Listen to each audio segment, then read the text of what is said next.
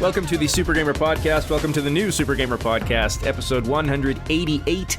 Our guest this week is a retro gamer on Twitch, a game dev, a podcaster, and they have just released Day of the Sandwich, which I played today, and it was delightful. We have FractalMindMike. Thank you for being here. Hello. Thank you for having me. Yeah, so Day of the Sandwich. Clearly a play on Day of the Tentacle, a fantastic game that I very much love, and obviously you do too. Yeah, I love that game. It's actually funny because I only played it for the first time about 2.5 years ago, I think. Oh, really? Yeah. Because the point-and-click adventures really seem to be your bread and butter.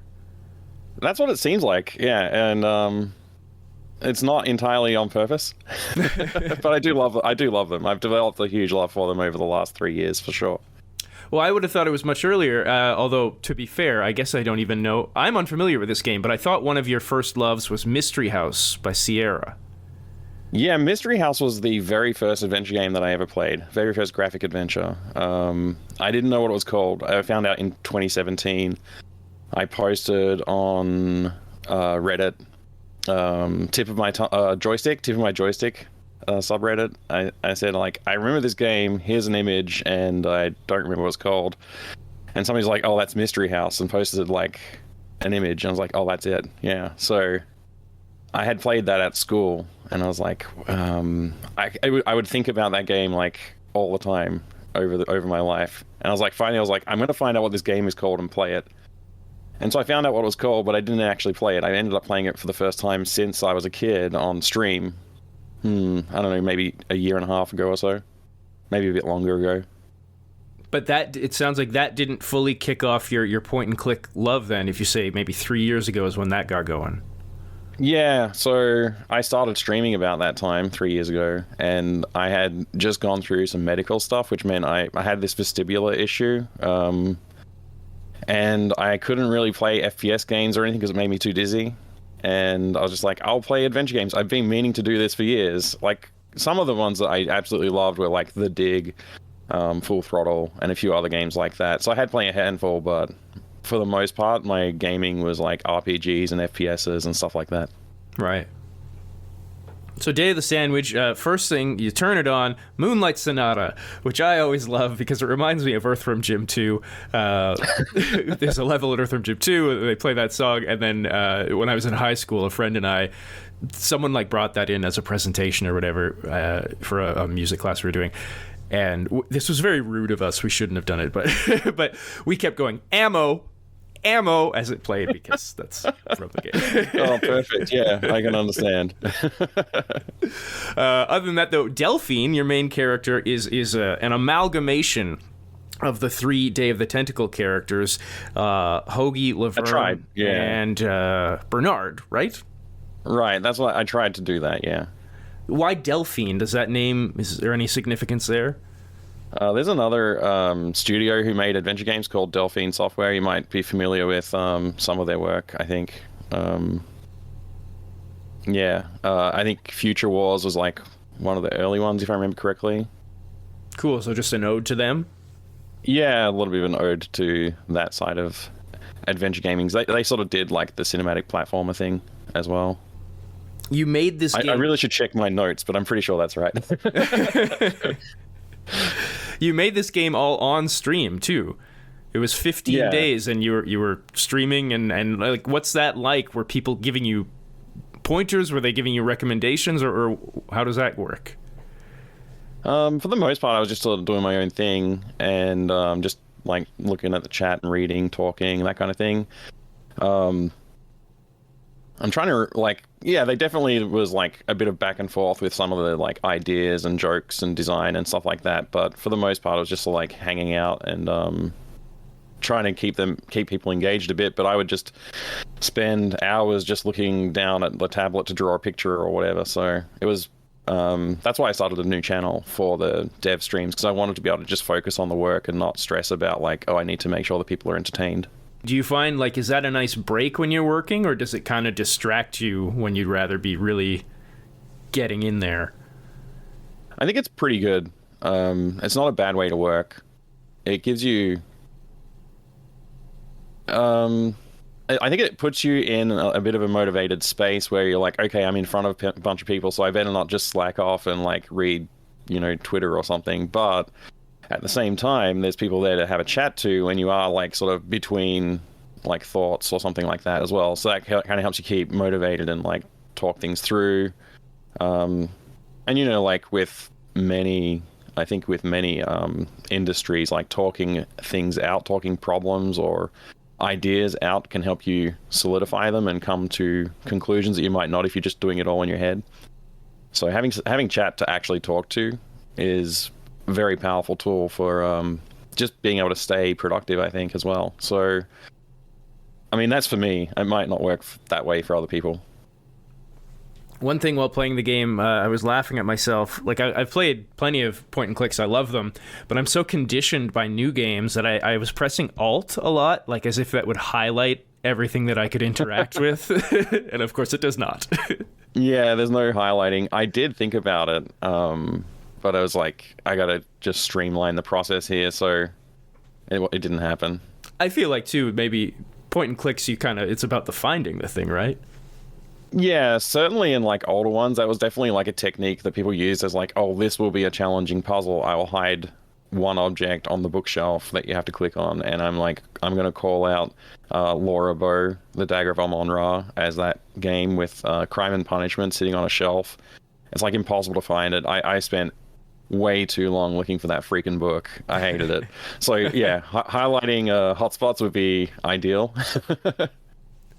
Are there any plans for more in this world? Like it plays like a prologue to a much larger story.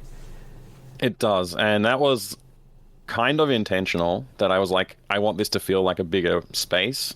Like, hey, you're waking up, you're going to go on an adventure, but first you need breakfast, kind of thing. And I just thought that would make sense to give the adventurer somewhere else to be going and doing. So I did that, and having made it and seeing people respond to it really positively and getting a lot of positive feedback on the production in general, I was like, wow, I did not expect that. So the idea of continuing in that world makes a lot of sense. I put a lot of hours into the character and animations and the design, so I think I'd like to revisit it. Yeah, there's not solid concrete plans, but I've definitely thought about how I would integrate what I've already done into something new.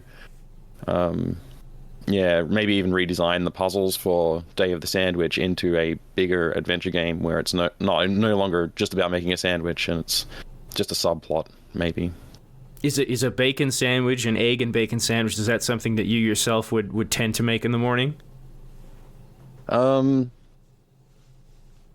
would like to. I don't tend to do that often.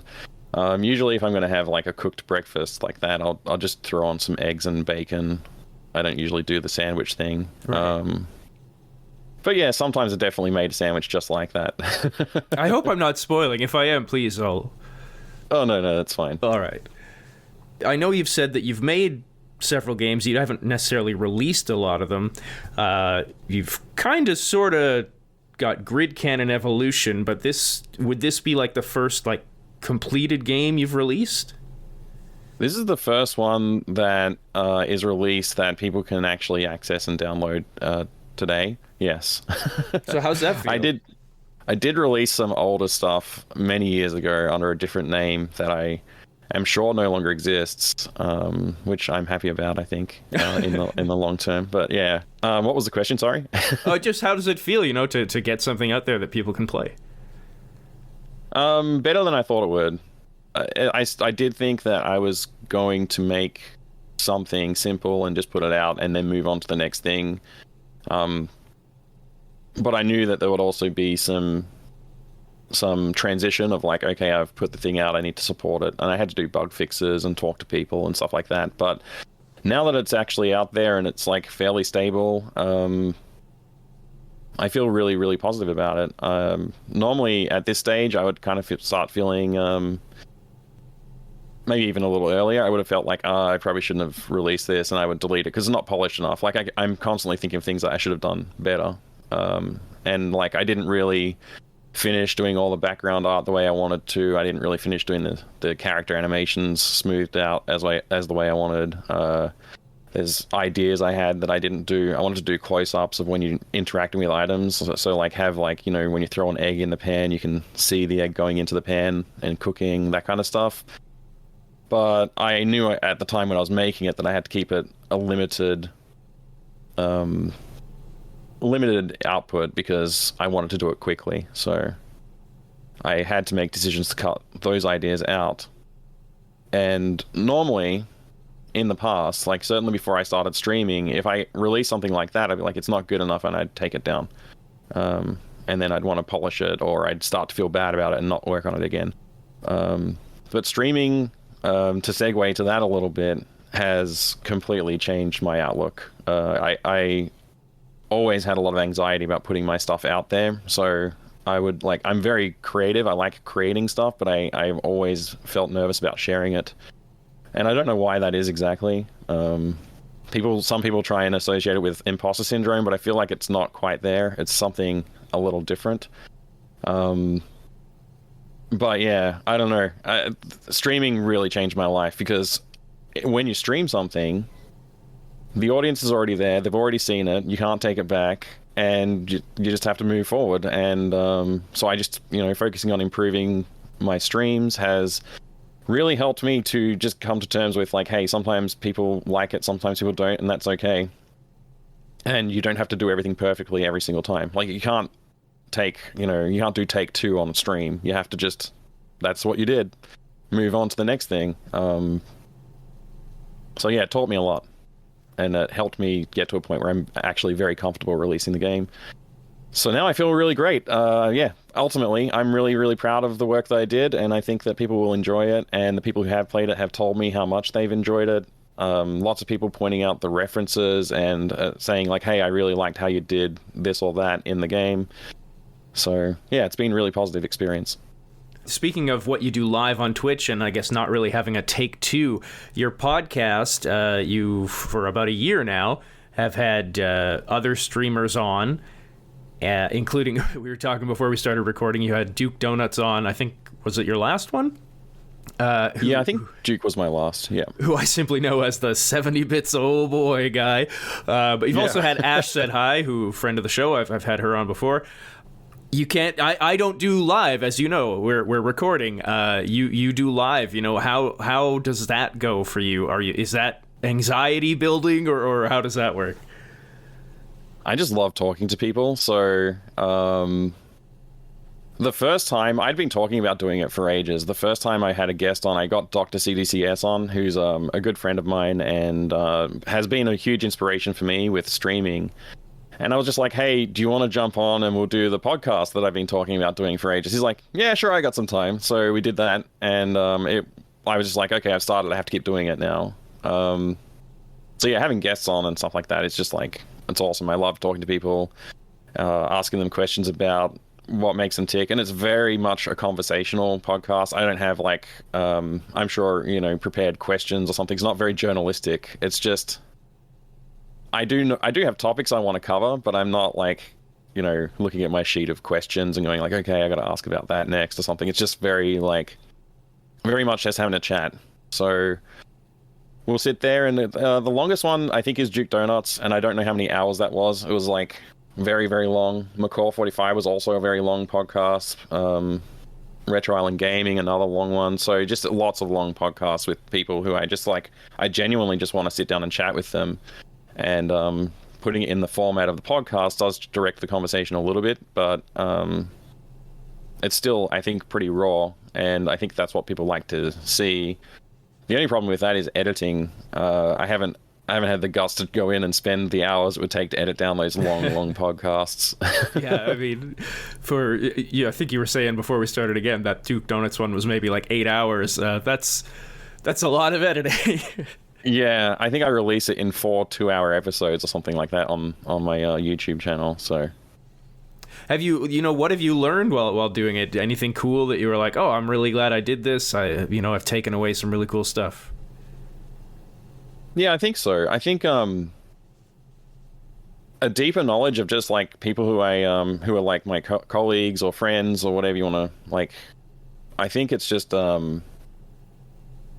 you learn a lot from just like people's approach to things and stuff like that. And I think I can apply that to my own stuff, or maybe other people can apply it. So,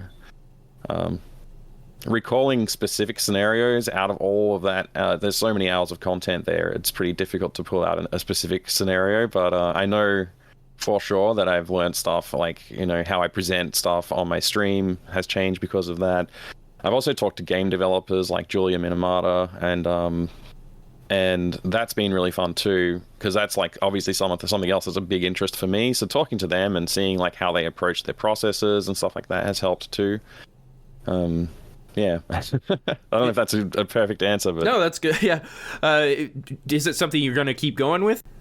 Yeah, I'm absolutely going to do it this year. I wanted to focus on game devs, so I've been stringing along one particular guy for a little while. Like, it's going to be soon. I got to do this last thing, and it's this month we're going to do it. So we're running out of this month though, so I got to do it soon. But he worked on Linux ports for the remaster of like Day of the Tentacle and Full Throttle and stuff like that. So I would love to like pick his brain on that side of things, as well as like he's making his own games. So yeah, just like he's big into using Godot game engine, which I've only tinkered with so far. So I want to like have a conversation about all those sort of things and whatever else might come up too, because maybe he's got some really good life advice, or he knows like what the best cheese that Tasmania produces is, or something like that. I don't know. There's always something. Watching your YouTube channel, one thing I checked out was you unsealing Earthsiege 2, and oh yeah, I didn't realize you say in the video the same people who made Earthsiege made one of my all-time favorites. It's a game I feel like nobody cares about, Star Siege Tribes. Mm-hmm. Oh, yeah. If that got popular again, I'd be over the moon. Yeah, so absolutely. What an amazing game. But you were what I found so interesting, you were so meticulous in how you opened it. Why not just tear the film off? Like you took like an X-Acto knife and, I know why you don't want to cut the box, but why not just like rip it with your hands? If the shrink wrap's like really decent condition and it's not like damaging the box, I often just leave it sealed, because it does help protect the box for longer. But if I want to open it and it's in that state, I might as well just like leave it on there. It's kind of like a protective film sleeve, at least, because I shelve all my games. I don't do the hard plastic cases or anything like that. So leaving a plastic sleeve on it isn't a bad idea. I see. Had you just acquired it? What made you unseal it that day? I think I had that game for a while, actually. If I remember correctly, that might have been a redemption for... I want to say it was for Save and Raid. Doom. We played Doom. The first Save and Raid was Doom Until It's Done. And we have to talk about Save and Raid for a bit. But as part of that, we were raising money for charity, and I had a incentive at, I forget the value I set it at, maybe like $50 or $100 or something like that. I would unseal a video game. So I had to unseal a couple of them, and that was one of the ones that somebody chose. I said, like, here's like 5 different games I could unseal, and somebody chose that one. Cool. Were you surprised? I'm not surprised that people wanted you to describe the smell. That makes sense to me. Were you surprised by the number of comments, people asking you to lick the contents of the box? Yeah, no, I mean, I don't think I was surprised, because I expect that kind of thing from my viewers to a certain degree. But also, I think that might even come back a little bit to some of those point-and-click adventures, like Full Throttle, for example. It has like a coin interface where you click on a thing and then an interface comes up. You select like the hand to grab it, or the foot to kick it, or the tongue to like talk to, or it's like a mouth with a tongue poking out. You can talk to things, but if it's like an object, he'll say like, "I'm not putting that in my mouth," kind of thing. So right. I don't know. They could draw inspiration from anything. Sometimes chat's just weird, and that's okay. One thing you brought up, actually, sorry, you mentioned Save and Raid. What's that? Yeah, Save and Raid. We got to talk about that. It's February this year. If you go to saveandraid.org, you should be able to see the times that it's running. And it's an event which was organized by a couple of streamers 3 years ago. I guess it was 3 years ago. We're raising money for charity, and the charity is SAVE, which is Suicide Awareness Voices of Education, and it's a really good cause. Obviously, I feel strongly about that particular cause, but to be able to participate in the event is also very cool. Basically, it's a relay marathon playing through a game series. So, first year we played through all of Doom, and the second year we played through all of Legend of Grimrock. The third year we played through Wasteland. No, why did I say Wasteland? It's Fallout. And this year we're doing Half-Life, the Half-Life series. So there's I think we have over 50 people participating. It's going to be many, many hours of content, and it's relayed. So basically each streamer streams for about an hour and then raids into the next channel, and they pick up the save game and start playing the game. Cool. So it's a really cool event, and obviously for a very good cause, but the event itself is just so fun to participate in. A lot of memes come out of it, and it's very, very entertaining. So I would say if anybody's not heard of it, they should definitely go check out saveandraid.org and make sure you're following the event, because it's going to be a lot of fun.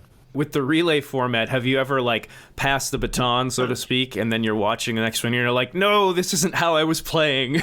I know that has happened. I'm sure that has happened. I've never had that experience myself where I'm like, oh no, I hope you don't screw this up or anything, because it really is all in fun, and it's getting so much more organized too, over the last couple of years. So now we have a team of backseating sort of people who were just hey, if you're stuck, let me know and I'll tell you what to do next. So the game can continue to move forward. The streamers don't have to feel stressed about making progress as much as they just focus on making it a fun event. So yeah. Something I glossed over a bit earlier, Grid Cannon Evolution, which was you were making a digital version of a Tom Francis in real life card game. Is that still in the works? It's still in the works, in as much as I still have all the code for it and the assets for it. It's almost finished. I just had to do the last little bit of polish and fix up some of the game modes and make them a bit more interesting. So honestly, I could probably spend 2 weeks and finish it and publish it, but I still feel very negatively about that project, so I don't want to release it. I don't know. Ask why? Yeah, we can go deeper on that if you want. Only if you're comfortable. I mean, yeah, I'm okay with talking about it. It's just similar thoughts to what I was talking about earlier, where I just don't think it's I don't think it's representative of what I can do, and I don't think it's representative of my design sensibilities so much. And I know that if I release it, there's going to be a certain amount of time I'll have to spend supporting it and responding to different feedback and stuff like that, and I guess now it's not such a bad idea, but it's still in my mind, it still sits there as I probably shouldn't work on this. It still has that tag on it in my mind, so I don't know. I could go back to it and I could finish it. There's nothing really stopping me except for myself. What made you in the first place? Why did you want to... Because you reached out and asked, do I have your blessing to make this? And Tom said yes. Yeah, I just thought it was a cool idea, and I thought it was simple to do, which I guess I demonstrated because I put it together very quickly. I think it took me less than a week of actual time to put the whole thing together as it is at the moment.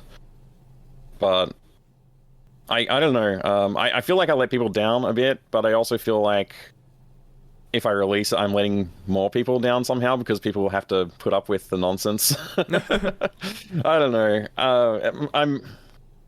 This is more therapy now than anything else, because I really have to think internally, self-reflect on why I didn't finish it and why I didn't publish a lot of the projects I worked on over the years. And it's realistically, I don't know.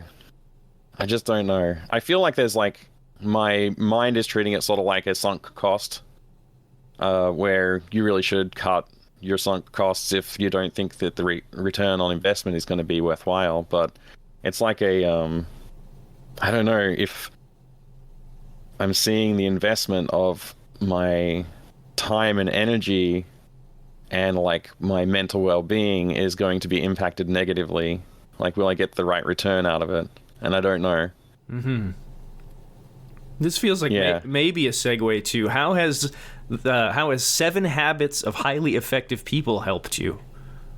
Wow, you read the comments in the page, didn't you? I did.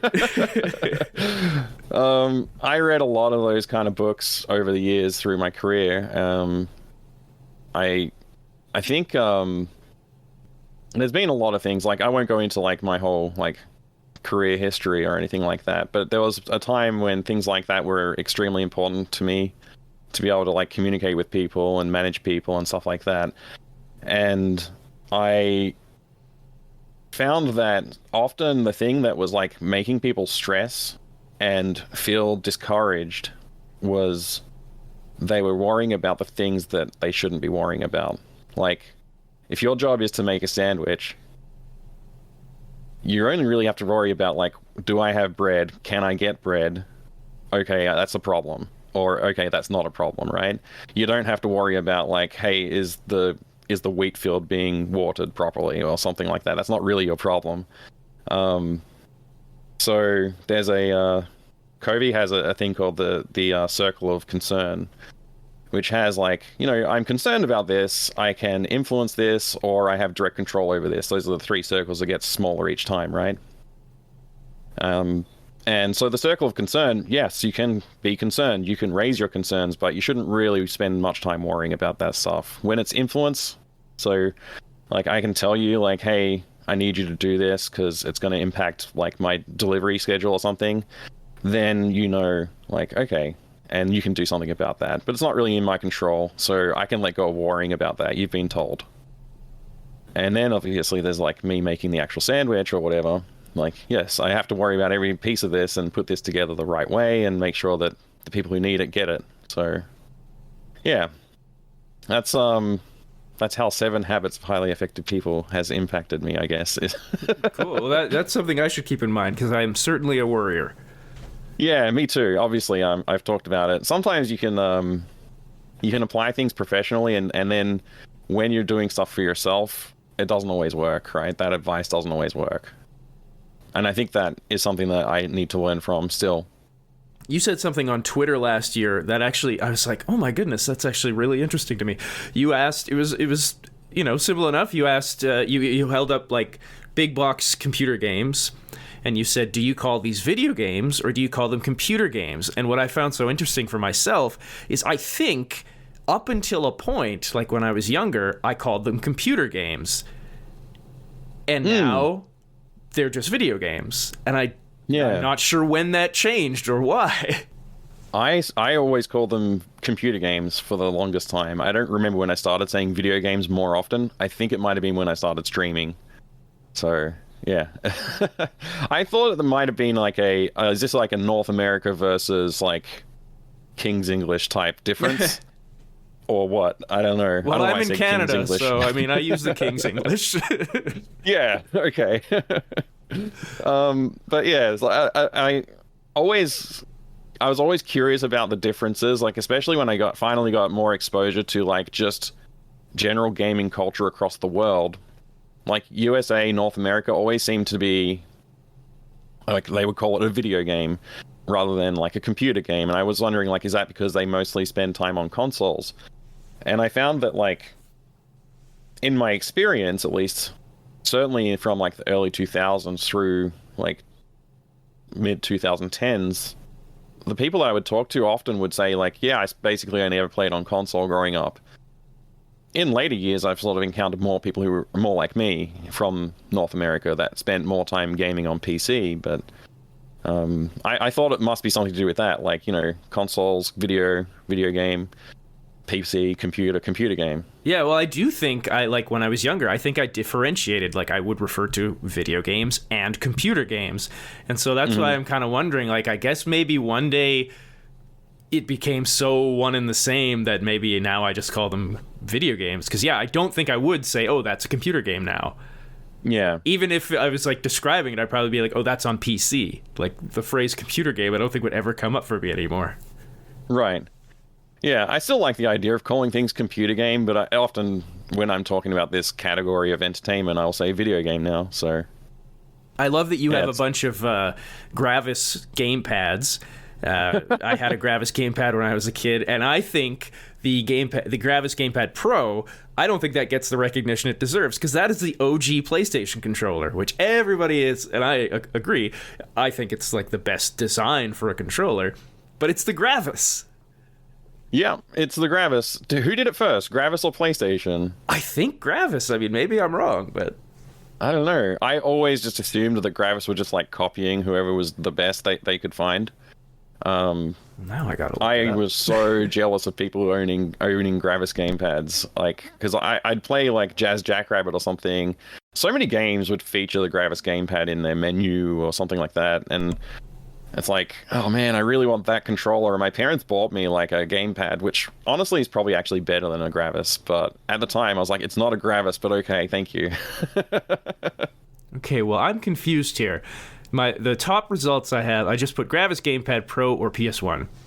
First Reddit result, there's a reason Gravis copied the PSX controller. Second result, the Pro is a copy of the first PlayStation controller.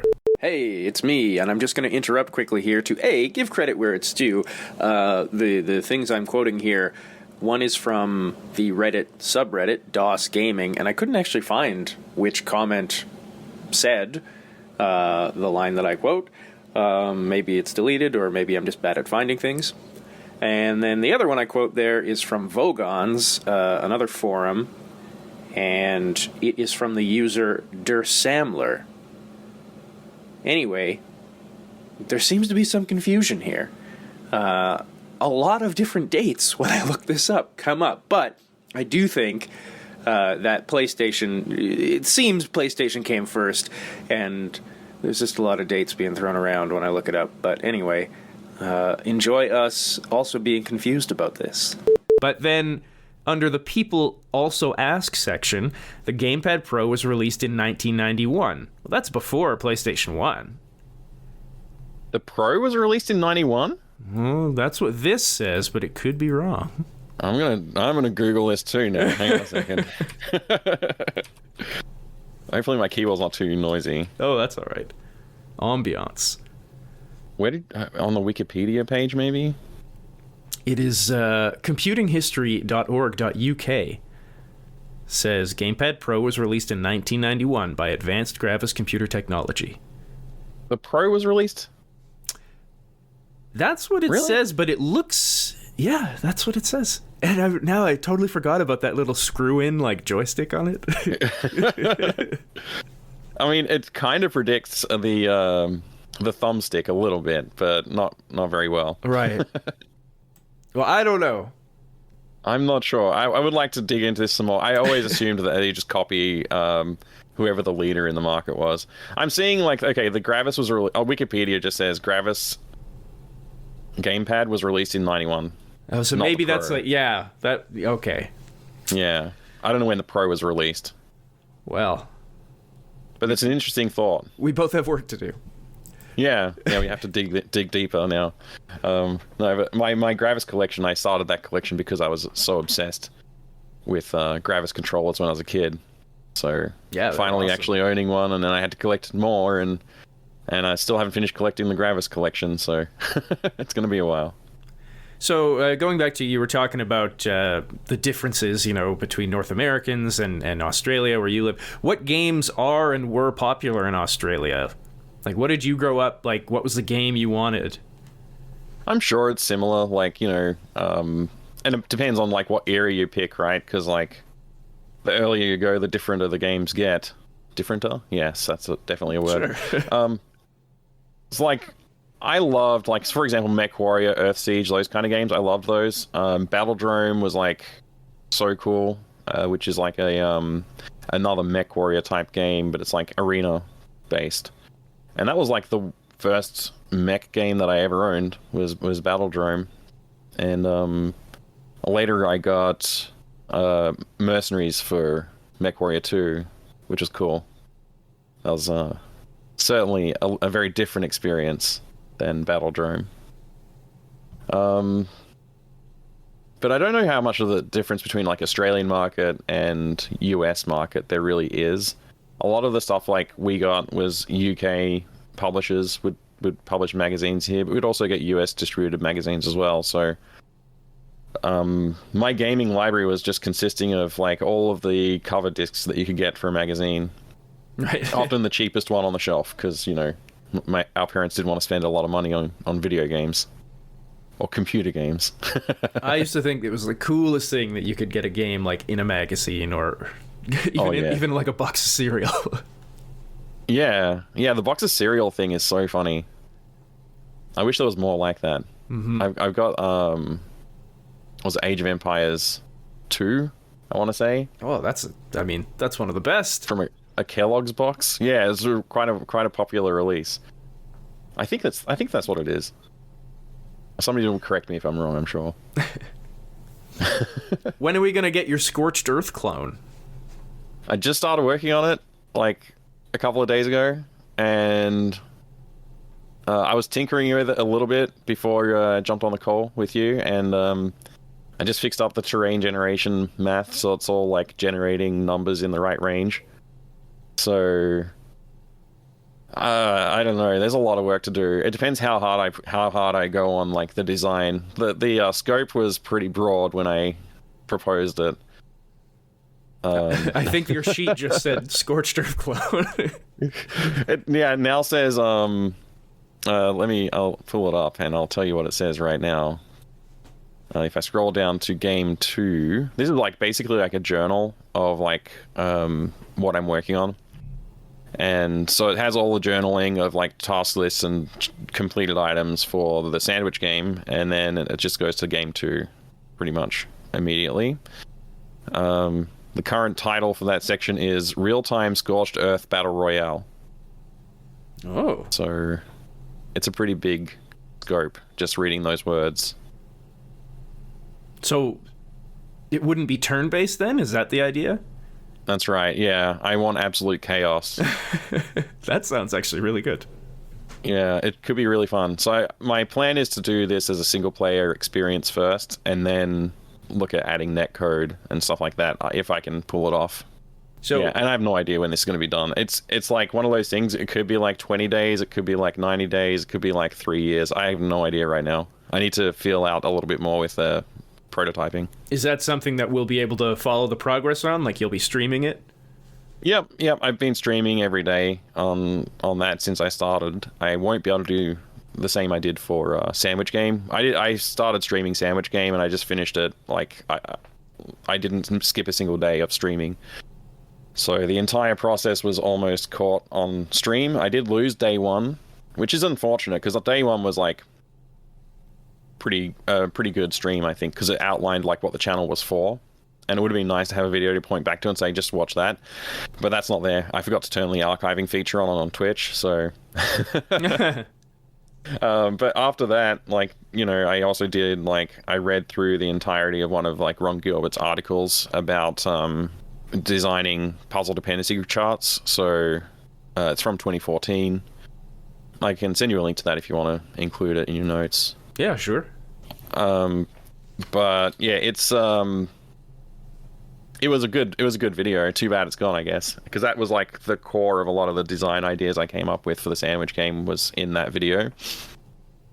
Anyway, I don't know. I'm going on a bit of a sidetrack, but yes, I will be streaming as much of the process of creating the Scorched Earth clone as I can. I mean, it's not going to be a clone. It's going to be something quite different, but heavily inspired by Scorched Earth. It sounds great. Which, I love that idea. Yeah, it should be awesome. It should be a lot of fun. Because, you know, you played Worms, and I don't know if you played Lero back in the day or anything like that. But, I know Worms. I don't know Lero. Yeah, that's an interesting game. It's like a more of a it's got a lot of different mechanics to it, but it's more of a single player, like a single character sort of experience. I don't know if I'd say hero focused, but yeah, it's sort of like think about Worms, but you can kind of move around and kind of just have to worry about your one guy instead of like a whole team. So it's like that's you, and instead of that's your team kind of thing. Right. But yeah, anyway, I don't know. It should be fairly chaotic, Scorched Earth style, visually, I think. I haven't changed my mind on that yet, but I do want to add things like buildings and trees and stuff like that to explode. And yeah, it should be a lot of fun to implement. There's a lot of ideas to implement, and it's like more of a programmery focused thing, which I like programming. I've always preferred to program my own tools and engines and stuff like that. So doing the sandwich game was like a good way to step back from that and just focus on production of the game design and assets, and only had like a very light amount of programming required. We'll end on some more streaming stuff, but I did want to ask about your experience voice acting for a game for Twilight Oracle.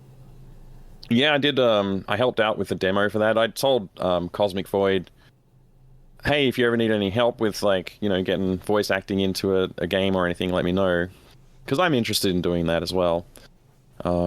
I mean, I'm just broadly interested in basically anything that you can do.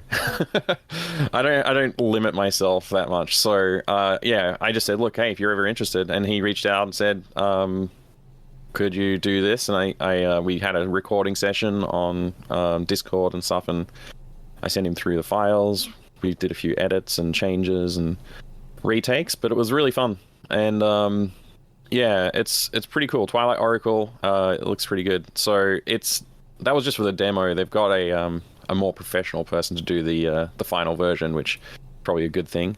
Oh no. I mean, it was good. Like I'm not gonna say my effort was bad, but the guy they got is like very suitable to the role. So I think it was a good choice. That's interesting. I never even realized there'd be kind of like a, for lack of a better term, a placeholder voice actor. Yeah, I mean, I think that's fair. You know, like sometimes you just want to have content in the game as soon as possible, especially if you can put out a demo with like fully produced, even if you have to go back and replace the voice of someone later on, that's good. Like during development of a lot of games, people would use like just developer voices, and sometimes, especially in the 90s, like they would just get released with the developers' voices. So, like System Shock's a classic example where all of those audio logs in System Shock 1 were almost completely just devs just doing their thing. So I think that's pretty cool, actually. I like that. Cool. So yeah, last thing, and then I actually have to get to bed because it's late for me. No worries. But I thought, I was thinking of Wildcard Wednesday, which is something you do on stream where you kind of play a random game. But it got me thinking, and you mentioned earlier how much streaming is meant to you and the doors it's open. So what has streaming introduced you to? Like, be it games, people, opportunities, whatever. What's something that stands out? You're like, wow, if it weren't for streaming, I wouldn't have known of this. So much. There's like way too much to answer with this. I'll try and keep it short, but I guess I'll start with games that I'd never really bothered to experience, or I didn't know even existed in some cases. Has been really interesting to encounter new stuff like that. Wildcard Wednesday is the idea for that. When I initially launched that was like, hey, just tell me like a bunch of stuff and I'll play like 10-20 minutes of a game. And so I would play through like, you know, maybe 10 or 20 games sitting there playing through them. And I got exposed to a lot of content. So some of them, like I'd never played Moonstone: A Hard Day's Night before. And that's one that I got exposed to during a Wildcard Wednesday, and I was like, okay, I'm going to play through that. So as one example, you know, but certainly the people, like I didn't know many people on Twitch when I started streaming. I actually didn't even know if people streamed retro games. I was just like, I don't know, I guess I'll try it because I got nothing else to do. I was sick and we had the COVID lockdowns, and so I was just like, I'll try streaming.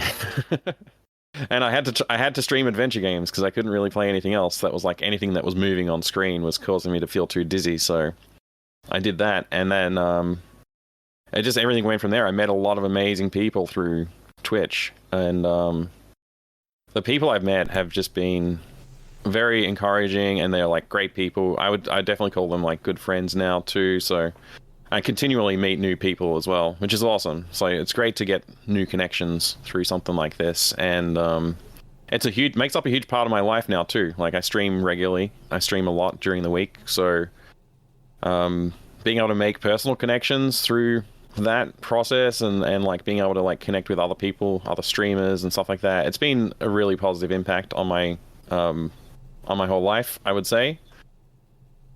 Skills, I've developed a lot of skills because I never really messed around with OBS before, and now I'm pretty good at it and stuff like that too. So I don't know. There's tons of stuff I've learned. It's such a broad question. I don't know if I can answer it very accurately at this point. Like I think those things are. That's probably what I can say at the moment. I don't know. Awesome. Well, people can connect with you on YouTube and Twitch. You are FractalMindMike. Anywhere else you want people to check you out?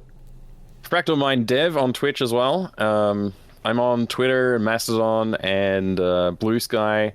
I'm also on Instagram, but the Instagram is FractalMindMike_ because somehow my FractalMindMike account got locked and I can't get back in. So,